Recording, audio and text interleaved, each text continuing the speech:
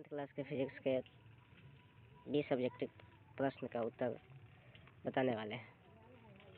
पहला सवाल है, प्रकाश की किरण गमन करती है, यानी प्रकाश की किरण जो है किस रेखा में गमन करती है, तो ये करती है सीधी रेखा में। किस रेखा में?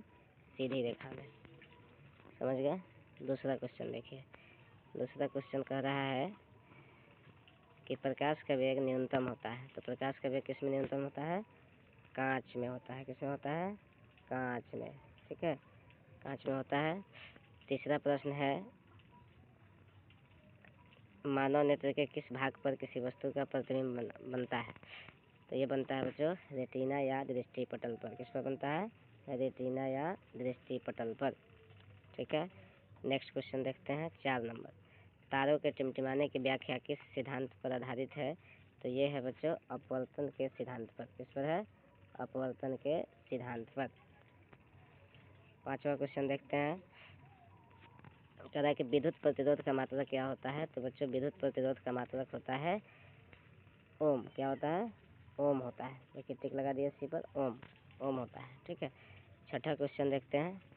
विद्युत धारा का मात्रक क्या होता है, तो विद्युत धारा का मात्रक होता है एम्पियर। क्या होता है बच्चों? एम्पियर।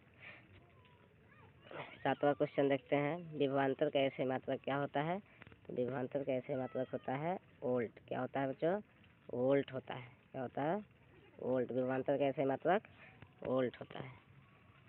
8वां क्वेश्चन देखते हैं। विद्युत फ्यूज विद्युत धारा के किस सिद्धांत पर कार्य करता है, तो विद्युत फ्यूज जो है विद्युत धारा के ऊष्मीय सिद्धांत पर कार्य करता है। किस पर कार्य करता है? ऊष्मीय सिद्धांत पर कार्य करता है। 9वां क्वेश्चन है कि 1 किलोवाट घंटा किसके बराबर होता है, तो 1 किलोवाट घंटा 3.6 गुना 10 के पावर 6 जूल के बराबर होता है। नेक्स्ट 10वां क्वेश्चन देखते हैं कि लघु पथन के समय परिपथ में विद्युत धारा का मान होता है, तो जिस समय लघु पथन होता है ना, उस समय विद्युत धारा का मान बहुत अधिक बढ़ जाता है। कितना बढ़ जाता है?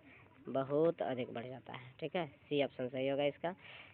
11 नंबर क्वेश्चन है कि डायनेमो का सिद्धांत आधारित है, यानी डायनेमो जो है किसके सिद्धांत पर आधारित है, तो यह है विद्युत चुंबकीय प्रेरण के सिद्धांत पर। विद्युत चुंबकीय प्रेरण के सिद्धांत पर। ठीक है, विद्युत चुंबकीय प्रेरण के सिद्धांत पर। 12 नंबर क्वेश्चन है कि ग्लोबल वार्मिंग के लिए उत्तरदायी गैस कौन सा है, तो बच्चों ग्लोबल वार्मिंग के लिए कार्बन डाइऑक्साइड गैस जो है उत्तरदायी होता है CO2, जिसका सूत्र क्या होता है? CO2। ठीक है, अगला क्वेश्चन देखते हैं कि सूर्य तथा अन्य तारों के विशाल ऊर्जा का स्रोत कौन है, तो सूर्य और तारों के ऊर्जा का स्रोत होता है नाभिकीय संलयन। क्या होता है? नाभिकीय संलयन। 15 नंबर क्वेश्चन देखेंगे। नाभिकीय विखंडन को नियंत्रण करने में प्रयुक्त होता है, तो ये बच्चों होता है कैडमियम की छड़। कौन सा होता है? कैडमियम की छड़। 16 नंबर क्वेश्चन देखते हैं कि ऊर्जा का सबसे अधिक प्रत्यक्ष एवं विशाल स्रोत क्या है, तो बच्चों आप जानते हैं कि पृथ्वी पर या कहीं भी ऊर्जा का सबसे जो है विशाल स्रोत क्या है बच्चों, तो सूर्य है। क्या है? सूर्य है। नेक्स्ट है आपका कि मोटर गाड़ी के चालक के सामने कौन सा दर्पण लगा रहता है, तो मोटर गाड़ी के चालक के सामने उत्तल दर्पण लगा रहता है। कौन सा दर्पण? उत्तल दर्पण लगा रहता है। कि मोटर कार के हेडलाइट में प्रयोग होता है, मोटर कार के हेडलाइट में जो है वो अवतल दर्पण का प्रयोग किया जाता है। किसका किया जाता है? अवतल दर्पण का। नेक्स्ट है कि नेत्र में किसी वस्तु का प्रतिबिंब होता है, यानी नेत्र में जो है वस्तु का प्रतिबिंब कैसा बनता है, तो ये बच्चों बनता है वास्तविक, उल्टा और वस्तु से छोटा बनता है, यानी सी ऑप्शन इसका सही होगा।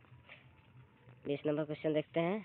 कह रहा है कि 1, 2 और 3 ओम के 3 प्रतिरोधों को श्रेणी क्रम में जोड़ने पर समतुल्य प्रतिरोध कितना होगा, तो ये बच्चों सबको जोड़ दीजिए। 1, 2, 3 और 3 6 ओम होगा। कितना ओम होगा? 6 ओम होगा।